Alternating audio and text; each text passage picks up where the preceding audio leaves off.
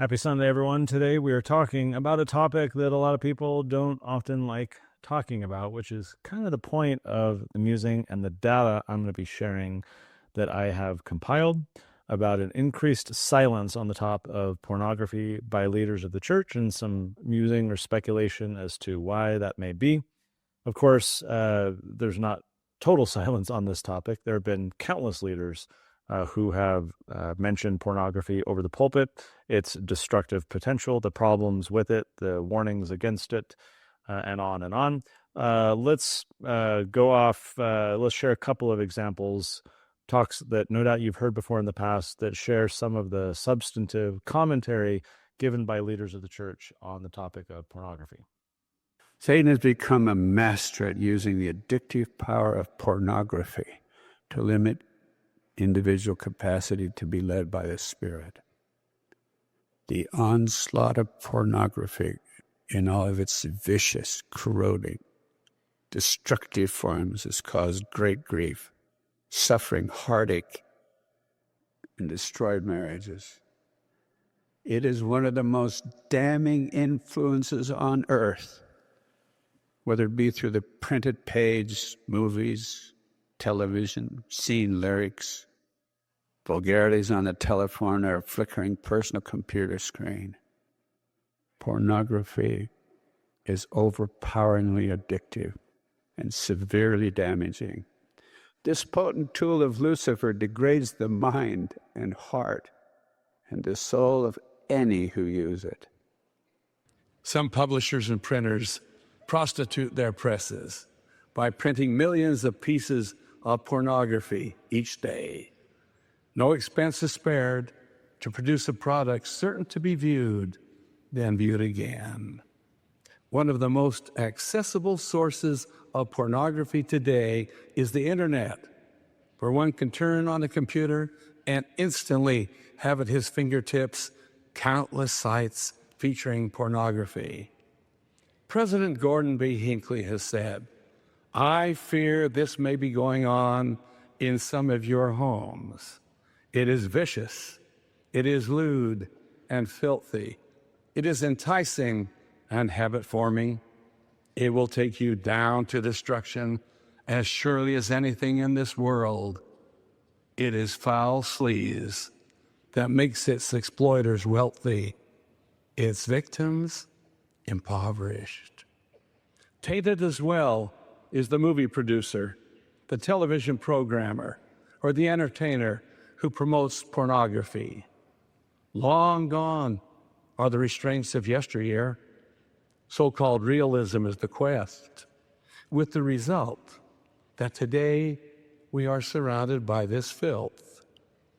Avoid any semblance of pornography. It will desensitize the spirit and erode the conscience. We are told in the Doctrine and Covenants, that which doth not edify is not of God, and is darkness. Such is pornography. Okay, so there have been definitely other talks like that, squarely addressing the issue, talking about the topic of pornography and its dangers and getting into it in a little bit of depth. Now, as I reviewed all of the mentions of the term pornography throughout the General Conference talks over the many decades, what you come across is that there's the substantive addresses, not unlike the ones that I just shared, but then there's many other references to pornography in kind of a list of different topics brought up. In other words, not a substantive review of the topic itself, but kind of rattling off pornography amidst a bunch of other different topics. Here's a few examples. How corrosive is the daily diet of pornography, immorality, dishonesty, disrespect, abuse, and violence that comes from so many sources. That which should be absolutely private is disrobed and acted out center stage. In the shadows, backstage, are addiction, pornography, perversion, infidelity, abortion, and the saddest of them all, incest and molestation. Moreover, uncontrolled appetite, addiction to pornography or harmful drugs, unbridled passion, carnal desire, and unrighteous pride are diminished, with complete conversion to the Lord and a determination to serve Him and to emulate His example. Okay, so the fact that there's these two different types of mentions or references to pornography led me to wonder, what does that look like over time? And so I went through all of the references to pornography and built out a spreadsheet where I counted up and tracked the number of references in any given year from leaders of the church in general conference, both on the substantive side and also on the kind of lighter or more minor side, such as the examples I just shared. Obviously, I'm using a bit of discretion here to determine, and there were a few borderline things where I'm like, okay, I'll count this one as substantive, even though it's short, or I'll count this one as minor because he's, using it in reference to a bunch of other stuff as well. So this is a bit discretionary on my part to classify something as substantive or minor. But I think I did a pretty fair job, and the results are rather interesting. So here on your screen, you can see the resulting chart where in red are the number of minor references to pornography, where it's just rattled off in a list or mentioned very briefly in context of an overall talk. Whereas the blue references are something more substantive, a talk squarely addressing the issue. Maybe not the entire talk, but a meaty chunk directly talking about that issue. Interestingly, for a span of a few years there in the early 2000s, there's a gap. There's also a gap, throughout the 60s. Of course, in the 50s, I say of course as if you should know this. I only know this because I went online and looked at it up for this musing, that Playboy came out in the 50s, Penthouse came out in the 60s. Of course, in the 70s, you got hippies and birth control and kind of free love and all of that kind of taking up abortion, Roe v. Wade. So the 70s kind of heat up. And then you get into, the late 1990s. This is when, we're moving beyond CompuServe and AOL chat rooms into the internet. This is when I'm a teenager. This is when I'm struggling with it because I've got unfettered access to this, internet, and I'm, as a teen boy, pursuing all these intoxicating things. So here you see that spike in references to pornography in general conference in the late 1990s when I'm growing up as a teenager. The cratering of references is rather interesting, the gap there. And then, the other interesting thing to me is cell phones start to proliferate, right? So this is like late 2000, the aughts or the knots or whatever they call that, leading into like 2010 when you get more substantive references. So now mobile phones are spreading and the adoption rate is substantively increasing of smartphones. So you get a little bit of spike there in 2010 of substantive references. And then the final thing that I'll say here that I find interesting is that in the past decade, there's only one substantive reference to pornography. It was in 2021 from Elder Brad Wilcox. And even then I struggle. I was like, this feels a little minor, but I scored it as substantive. Take a look here at what he mentions, and you can be the judge. One young man I'll call Damon wrote, "Growing up, I struggled with pornography. I always felt so ashamed that I could not get things right. Each time Damon slipped, the pain of regret became so intense. He harshly judged himself to be unworthy of any kind of grace, forgiveness, or additional chances from God. He said, I decided I just deserved to feel terrible all the time. I figured God probably hated me because I wasn't willing to work harder and get on top of this once and for all. I would go a week and sometimes even a month, but then I would relapse and think, I'll never be good enough. So what's the use of even trying?" At one such low moment, Damon said to his priesthood leader, "Maybe I should just stop coming to church. I'm sick of being a hypocrite." His leader responded, "You're not a hypocrite because you have a bad habit you are trying to break. You are a hypocrite if you hide it, lie about it, or try to convince yourself the church has the problem for maintaining such high standards." Okay, so if you feel like that's a more minor reference and not something like super substantive about the topic itself, then we've been a decade since we've had any substantive references.